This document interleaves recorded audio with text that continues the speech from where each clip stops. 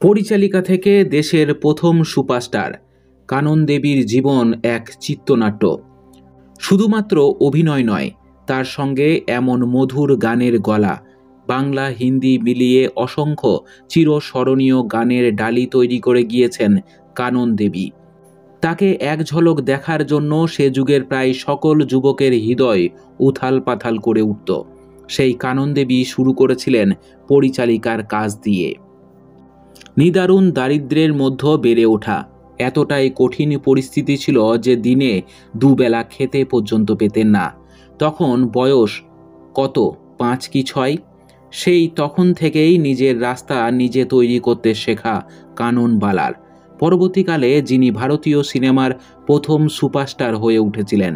শুধুমাত্র অভিনয় নয়, তার সঙ্গে অমন মধুর গানের গলা, বাংলা হিন্দি মিলিয়ে অসংখ্য চিরস্মরণীয় গানের ডালি তৈরি করে গিয়েছেন কানন দেবী।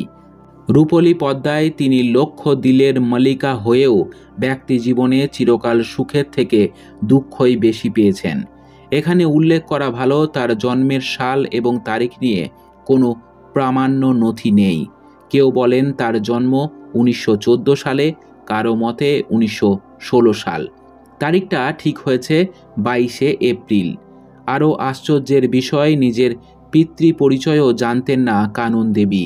তার আত্মজীবনী সবারে আমি নমি এবং মেঘলা সেনগুপ্তর লেখা Kanan Devi the first superstar of Indian cinema বইয়ে পাওয়া তথ্য অনুসারে রতনচন্দ্র দাস এবং রাজবালা দেবীকেই নিজের মা বাবা বলে পরিচয় দিতেন কানন দেবী। ছোট্ট কাননকে এরাই মানুষ করার দায়িত্ব দেন। কাননের খুব অল্প বয়সেই রতনচন্দ্র মারা যান। মদ্যপান, জুয়া এবং রেসের নেশা তাকে বহুদিন থেকে সর্বশান্ত করেছিল।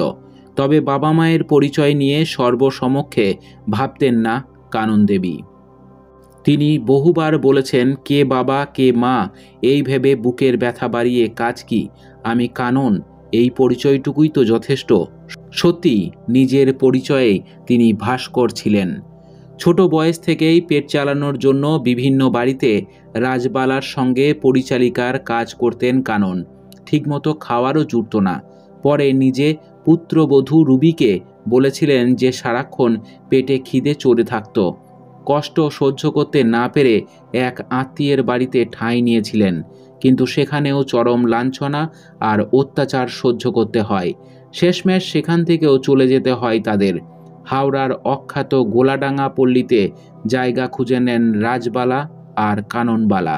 খুব অল্প কিছুদিন রতনচন্দ্রের সান্নিধ্য পেলেও ওই ছোট বয়সে নানান ধরনের বই পড়া এবং গান শোনার অভ্যাসটি তৈরি হয়ে গিয়েছিল কাননের। গান শুনে আয়নার সামনে দাঁড়িয়ে মুখে পাউডার লাগিয়ে নাচতেন ছোট্ট কানন। পল্লী অখ্যাত হলেও কাননের সামনে সঙ্গীতের এক বিরাট জানলা খুলে দিয়েছিল ভোলাদা। আত্মজীবনীতে কানন জানিয়েছেন, অতুল প্রসাদী থেকে মীরার ভজন গেয়ে শোনাতেন ভোলাদা। কখনো লালনের গান শোভা পেত তার গলায়। বালিকা কানন গানের মাঝে বোঝার জন্য পীড়াপিড়িও করত। যত্ন নিয়ে মানে বুঝিয়ে দিতেন ভোলা। হঠাৎ একদিন উধাও হয়ে গেলেন ভোলা। সে সময় কাননের মস্ত বড় এক ভরসার জায়গা হয়ে উঠেছিলেন আশ্চর্যময়ী দেবী। নিজেও যেমন অপূর্ব কণ্ঠের অধিকারী ছিলেন, তেমন বুঝেছিলেন কাননেরও কণ্ঠে একেবারে গানের জন্য তৈরি। তার উপর ছোট বয়সেই রূপের ছটায় আকৃষ্ট করতে শুরু করেছিলেন অনেককে। পাড়ারই এক কাকার হাত ধরে 1926 সালে মডার্ন থিয়েটার্সে জয়দেব ছবিতে প্রথম অভিনয়ের সুযোগ আসে। সেই ছবি ছিল নির্বাক। সেই থেকে শুরু।